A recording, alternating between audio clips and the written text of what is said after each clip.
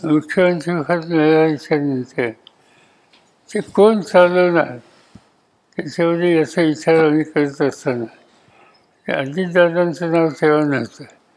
अजितदादा त्यावेळी इंजिनियर होते. पण जे इतर नावं होती विशेषतः छगन भुजबळ होते, आणखीन काही होते, त्याच्यात पक्ष एकत्र राहील असं मला वाटलं नाही. त्यांची निवड केली असती तर पक्ष एकत्र राहिला नसता. आज नाही, उद्या, लगेचच्या लगेच नाही. आणि त्याचा परिणाम स्टेबल गव्हर्नमेंट द्यायला आम्ही यशस्वी झालो नसतो. आणि म्हणून आम्ही हा कॉन्शियसली निकाल घेतला.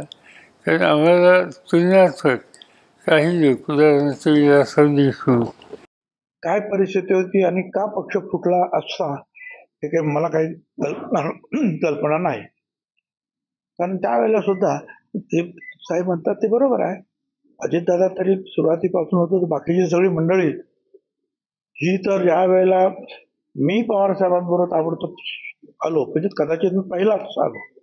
त्याच्यानंतर अनेक पश्चिम महाराष्ट्रातले नेतर जे काही नेते मंडळी नंतर पुढे पुढे ती विचार करत होते, आपापल्या मतदारसंघामध्ये मतदान घेत होते. काँग्रेसमध्ये राहायचं की शरद पवार साहेबांबरोबर जायचं, त्याच्यामुळे ते नंतर आले ते किंवा आणलं गेलं त्यांना.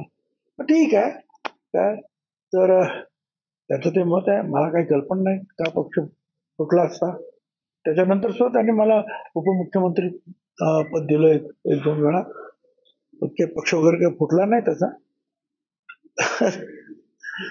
आणि तो फुटायचा झाला तो त्यावेळेला आता तो अजित पवारांच्या नेतृत्वाखाली नंतर पक्ष फुटला ही परिस्थिती आहे.